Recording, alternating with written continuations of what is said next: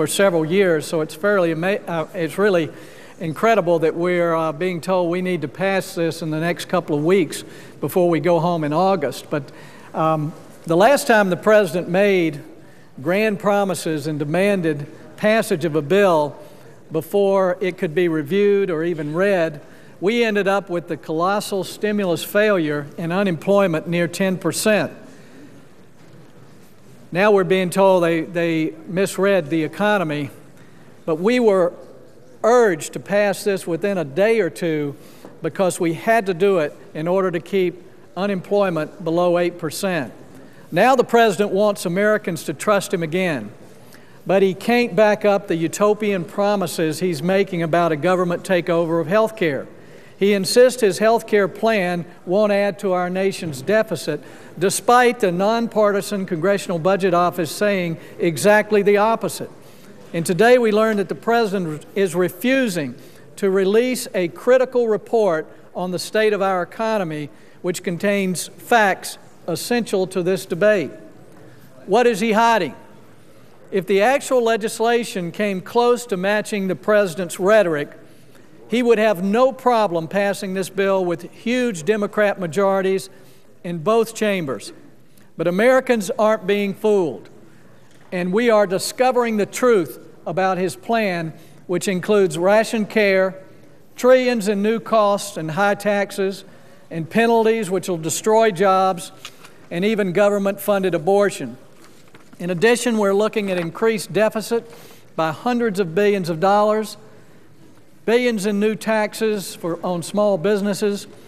It could destroy over 4 million more jobs, according to a model by the President's own chief economic advisor, and it could force 114 million Americans to lose their health care, according to a nonpartisan group.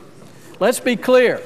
There is no one in this debate advocating that we do nothing despite the President's constant straw man arguments. Republicans have offered comprehensive health care reform solutions that cover millions of the uninsured without exploding costs, raising taxes, and rationing care. Just since I've been in Congress, we've introduced a number of proposals that would help the uninsured buy their own policies. We've introduced bills that would allow them to deduct it from their taxes, just as businesses do. But our Democrat colleagues have killed it. We've introduced legislation that would allow Americans to buy health insurance anywhere in the country to make it more competitive and more affordable, but the Democrats have killed it. We've introduced legislation that would allow Americans to use money in their health savings accounts to pay for an insurance premium, but the Democrats have killed it.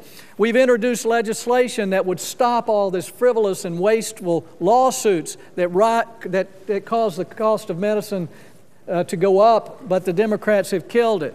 We've introduced association health plans that would allow small businesses to come together so that they could buy policies less expensively, but the Democrats have killed it. Now they want to come back and say the government needs to take over health care. It makes absolutely no sense at all. We can give every American access to affordable health insurance plans if we just get out of the way and allow the market to work. This is no time to rush into another government takeover of another part of the American economy, spending billions of dollars that we don't have, raising taxes on the small businesses that create jobs. There are good solutions. I've introduced one just a couple of weeks ago that would just give people fair treatment. If you don't get your insurance at work or you're unemployed, we'll give you $5,000 a year to buy health insurance. That's fair treatment. It's the same basic benefit that we give people who get insurance at work. Good solutions that don't cost any more money. I would just encourage the President to stop the rhetoric. Let's take some time for debate. Let's reform health care in a way that makes it possible for every American to have a health insurance plan that they can afford and own and keep. We don't need the government to take it over. Thank you, Madam President. I yield to the senator from Texas. The senator from Texas.